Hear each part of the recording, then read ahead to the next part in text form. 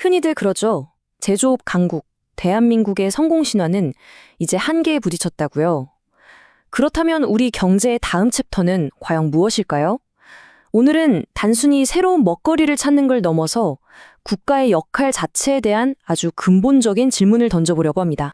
네, 바로 이겁니다. 여기서부터 오늘 이야기를 한번 시작해 볼까 해요.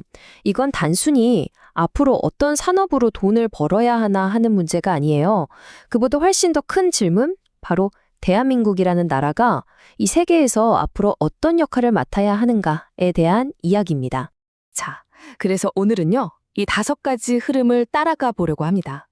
우리가 이뤄낸 제조업의 성공과 그 한계에서부터 시작해서요, 앞으로 우리 한국인이 맡아야 할 궁극적인 역할이 무엇인지까지 저와 함께 차근차근 따라가 보시죠.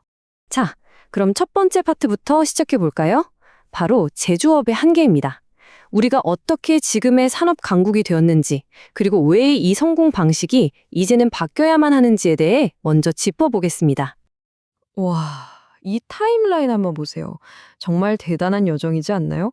60년대에 가발을 만들어 팔던 나라가 70년대엔 재봉틀을 돌리고 80년대엔 거대한 배를 만들었죠. 그리고 마침내 2000년대에 들어서 지금의 반도체 같은 첨단 기술 강국이 됐습니다. 우리는 정말 쉴 새 없이 무언가를 만들어내면서 성장해 온 거죠.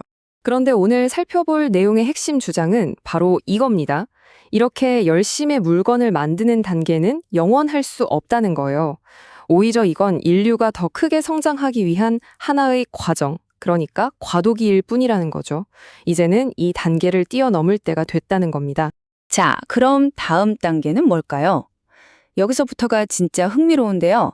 아주 새로운 철학적 관점이 등장합니다. 산업의 목적이 단순히 물건을 생산하는 데 있는 게 아니라 바로 우리 인간 자체를 발전시키는 데 있다는 생각입니다.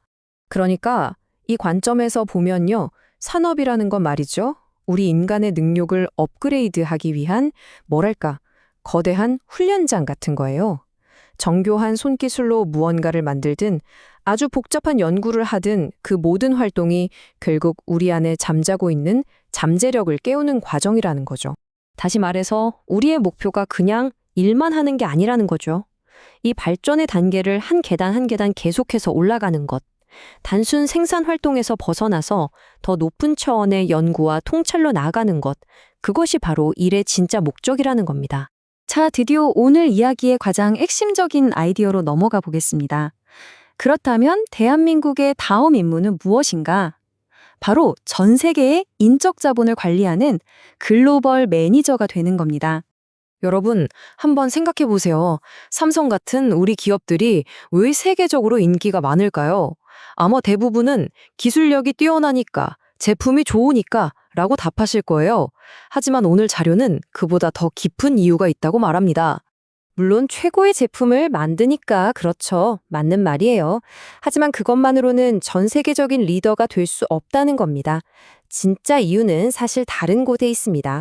자, 화면에 10만이라는 숫자가 떴습니다. 이게 바로 핵심 힌트거든요. 대체 이게 뭘 의미하는 걸까요? 네, 맞습니다. 핵심은 바로 사람이었어요. 삼성이 해외에 공장을 지어서 현지인 10만 명을 고용한다고 생각해 보세요.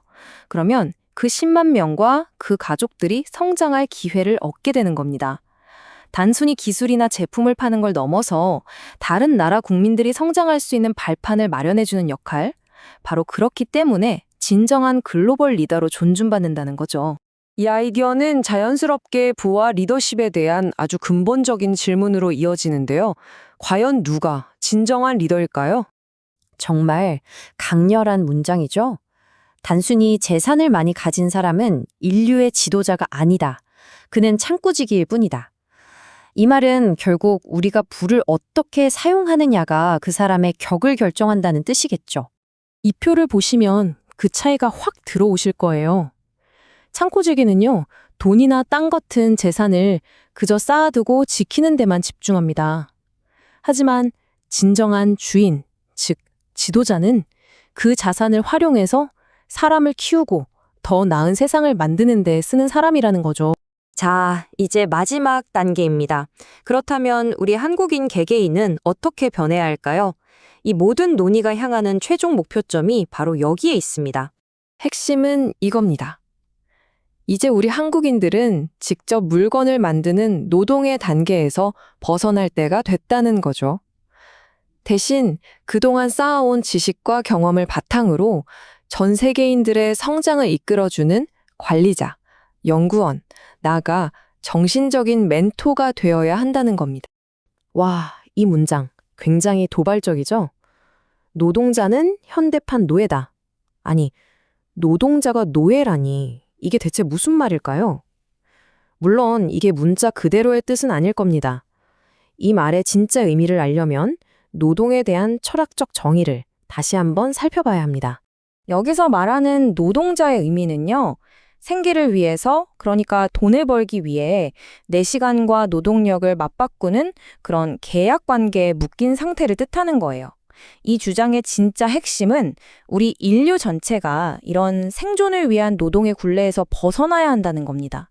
그리고 각자의 잠재력을 마음껏 탐구하는 창의적인 연구자, 또 서로를 이끌어주는 지도자가 되어야 한다는 궁극적인 비전인 거죠. 제품을 만드는 걸 넘어서 사람을 키우고 단순한 소유를 넘어서 더 큰 목적을 추구하고 노동자를 넘어서 연구원이 되는 길. 과연 대한민국은 이 새로운 길을 성공적으로 걸어가서 세계의 진정한 멘토 국가가 될 수 있을까요? 오늘 준비한 내용은 여기까지입니다. 고맙습니다.